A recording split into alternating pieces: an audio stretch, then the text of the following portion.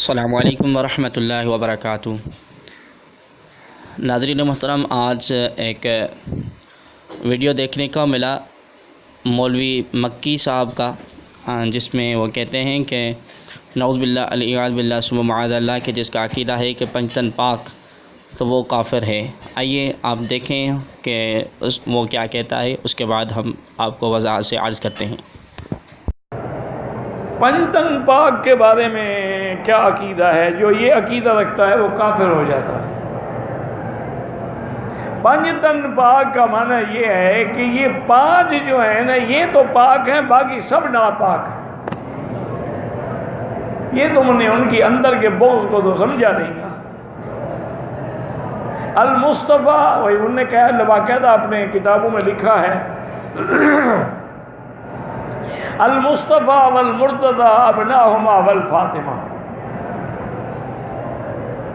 کہ حضور حضرت علی، حسن، حسین اور بی بی فاطمہ سے یہ پنجتن پاک۔ ناظرین محترم، آپ نے سماعت کیا کہ یہ جو مولوی صاحب ہیں یہ کہتے ہیں کہ جس کا یہ عقیدہ ہو کہ پنجتن پاک تو وہ کافر ہو جاتا ہے، العیاذ باللہ ثم معاذ اللہ۔ ناظرین محترم، یہ پاک کا لفظ تو اللہ تبارک و تعالیٰ نے قرآن کریم فرقان حمید کی سورہ احزاب کے اندر مالک رب ذوالجلال نے ارشاد فرمایا۔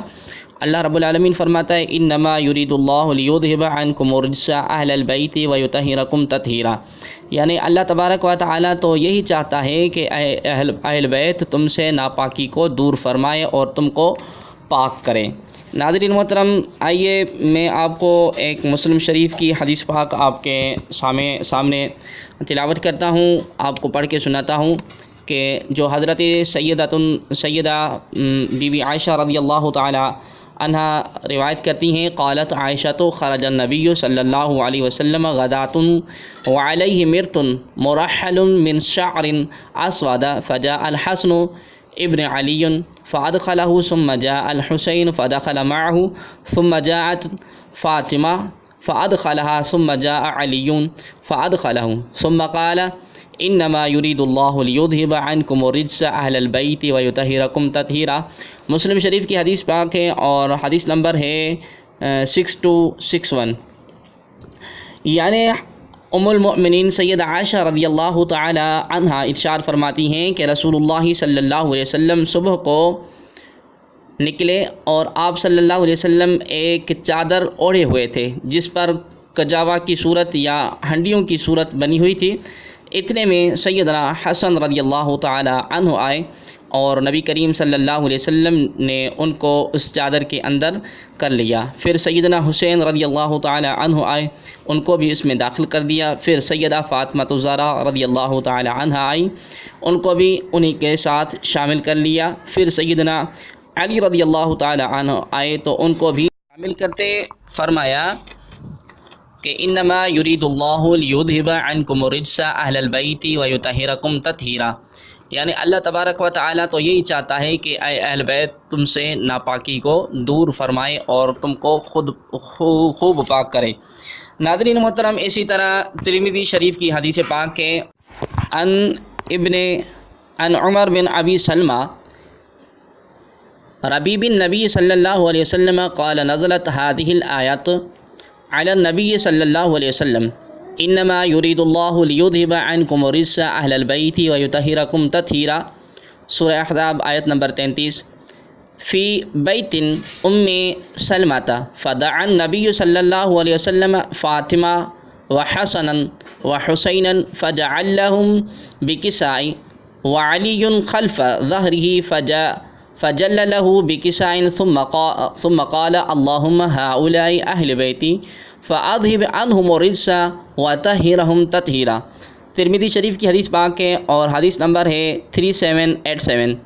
یعنی جب یہ آیت کریمہ نازل ہوئی تو نبی کریم صلی اللہ علیہ وسلم ام سلمہ رضی اللہ تعالی عنہا کے گھر میں تشریف فرما تھے، تو نبی کریم صلی اللہ علیہ وسلم نے حضرت فاطمہ، حضرت حسن اور حضرت حسین رضی اللہ تعالی عنہم کو بلایا اور آپ نے انہیں ایک چادر میں ڈھانپ لیا، اور حضرت علی رضی اللہ تعالی عنہ آپ کی پشت مبارک کے پیچھے تھے تو آپ نے انہیں بھی چادر میں چھپا لیا۔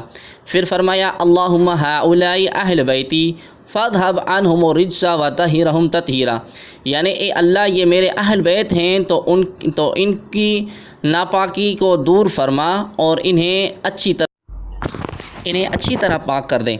ناظرین محترم، آپ نے سماعت کیا کہ رسول اعظم صلی اللہ تعالی علیہ وآلہ وسلم خود ان خاص نفوس قدسیہ جو 5 نفوس قدسیہ ہیں ان کے لیے اللہ تبارک و تعالی کے پیارے محبوب کریم صلی اللہ تعالی علیہ وآلہ وسلم ارشاد فرماتے ہیں کہ اللہم ہؤلاء اہل بیتی، اے اللہ یہ میرے اہل بیت ہیں، فاذھب عنہم الرجس اور وطہرہم تطہیرا، یعنی کہ اللہ تبارک و تعالیٰ کے پیارے محبوب کریم صلی اللہ تعالیٰ علیہ وآلہ وسلم ان 4 نفوس قدسیہ کے لیے اللہ رب العالمین کے محبوب کریم صلی اللہ علیہ وآلہ وسلم دعا فرماتے ہیں کہ اے اللہ یہ میرے اہل بیت ہیں اور ان کو اچھی طرح پاک کر دیں۔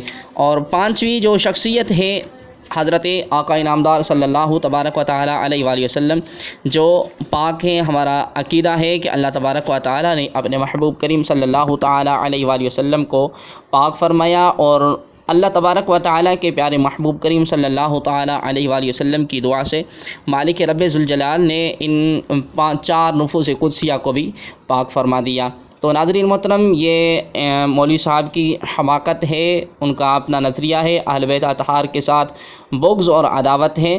تو اللہ تبارک و تعالیٰ کی دربار میں دعا گو ہیں مالک رب ذوالجلال ہر مسلمان کو، ہر کلمہ گو کو اہل بیت اطہار سے، نبی کریم صلی اللہ علیہ وسلم کی آل سے، نبی کریم صلی اللہ علیہ وسلم کی ذات سے، نبی کریم علیہ الصلوۃ والسلام کے صحابہ سے محبت رکھنے کی توفیق عطا فرمائے۔ اللہ رب العالمین ہم سب کو شریعت مصطفیٰ صلی اللہ علیہ وسلم پر عمل کرنے کی توفیق عطا فرمائے۔ ناظرین محترم، ملتے ہیں پھر کسی دوسری ویڈیو میں، جب تک کے لیے اللہ حافظ، دعاؤں میں یاد کیجیے گا۔ جزاکم اللہ تعالی خیرہ۔ السلام علیکم ورحمۃ اللہ وبرکاتہ۔